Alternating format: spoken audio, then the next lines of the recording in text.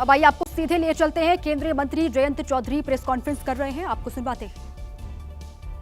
चिंता को दूर करने का काम भी वो नेता करेंगे। मैंने हर एक मुस्लिम लीडर को जिम्मेदारी दी है कि आप छोटी छोटी बैठक करें, आप मस्जिदों में जाएं, समाज के नेताओं इमामों के साथ बैठें, नौजवानों के साथ बैठें जो देश की बदलती तस्वीर के साथ जुड़ना चाहते हैं।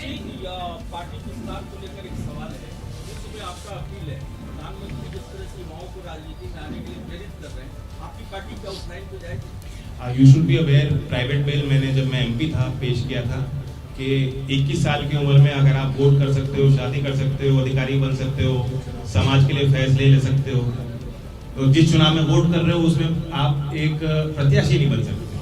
तो विधायक और सांसद बनने की एज भी घटनी चाहिए। और फिर मुझे लगता है कि हमारे सांसद चंदन चौहान ने भी दोबारा एक पिटीशन इसमें संसद की प्रक्रिया में शामिल किया।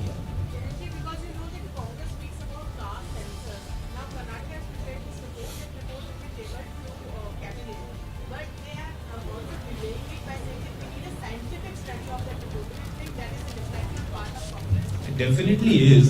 See, it's a very complex issue. Do I understand caste fully or comprehend it? I don't. Grassroots politicians today may be aware of their region, but pan-India, what is the true story? What is the kind of flux in Indian society based on caste? These definitions are also changing. अब एक राज्य में एक community ऐसी है, दूसरे राज्य में बैकवर्ड है। दिल्ली में, यूपी में कश्यप समाज के लोग दिल्ली आते हैं, काम करते हैं और वो 20 साल से उनके नाम में शर्मा लिखा जा रहा है। बहुत से ऐसे लोग हैं जिनके पास अगर कोई सरकारी अधिकारी जाएगा सर्वेक्षण करने, वो अपनी जाति उसको नहीं बताएंगे, नहीं बताना चाहेंगे और ना ही बताएंगे।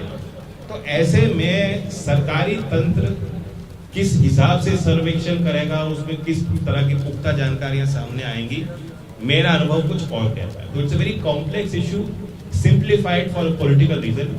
व्हेन कांग्रेस सेज के कास्ट सेंसस कर लो और देश की अर्थव्यवस्था बदल जाएगी, देश के गरीब जो है वो तुरंत जो है अमीर बन जाएंगे, वो मिडिल क्लासेस में जुड़ने शुरू हो जाएंगे। ऐसा नहीं है, इट्स नॉट सो इजी।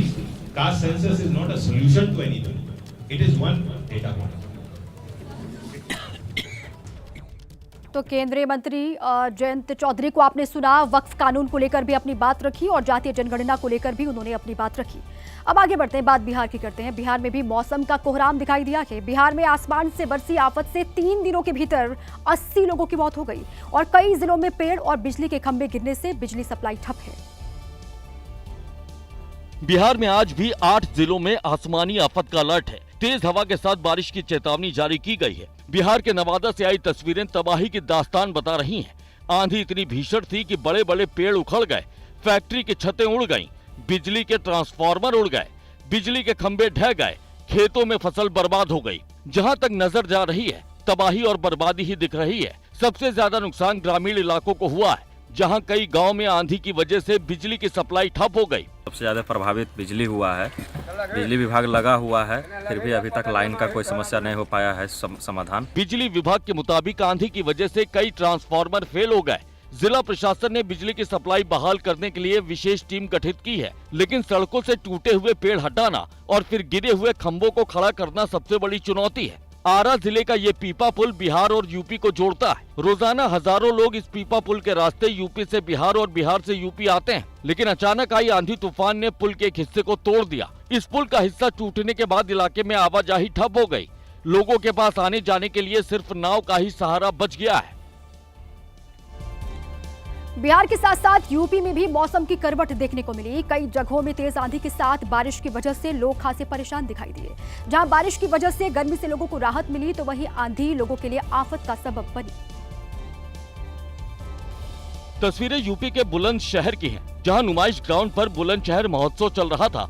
शुक्रवार शाम को महोत्सव में पंजाबी सिंगर काका की परफॉर्मेंस होनी थी, लेकिन इससे पहले ही तेज आंधी से हड़कंप मच गया।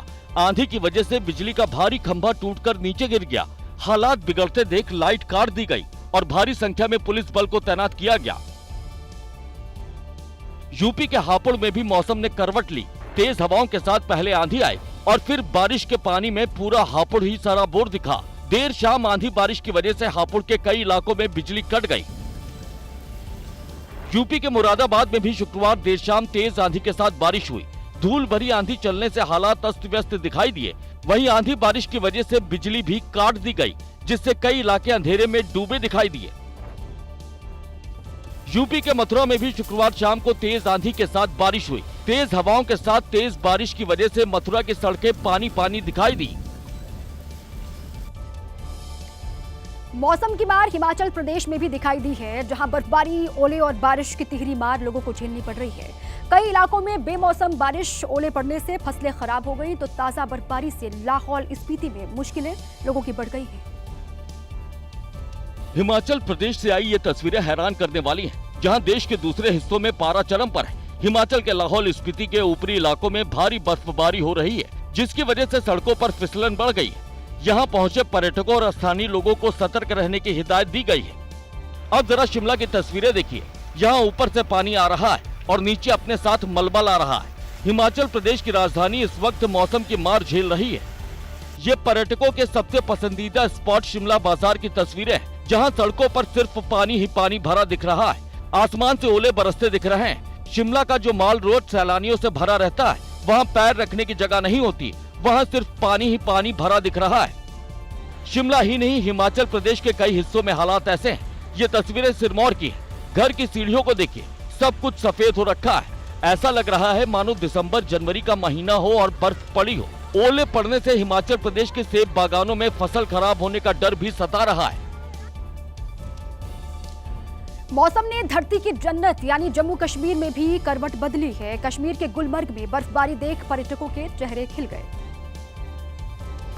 ये बर्फबारी देख किसका दिन नहीं बन जाएगा। इस वक्त गुलमर्ग में ऐसा ही नजारा है। पर्यटक बर्फ का मजा ले रहे हैं। ये जो हमारा अनुभव जो है जिंदगी भर याद रहेगा। Wonderful place, wonderful scene. आमतौर पर अप्रैल में ऐसी बर्फ कम ही देखने को मिलती है, लेकिन किस्मत अच्छी हो तो जन्नत मिल ही जाती है। बहुत सुंदर है। इधर में देखने के लिए इतना जगह है, बहुत खुश होता है दिल। जब से बर्फबारी शुरू हुई है, गुलमर्ग में सैलानियों की भीड़ बढ़ गई है, क्योंकि आने वाले कुछ दिनों तक ऐसा ही मौसम रहने वाला है।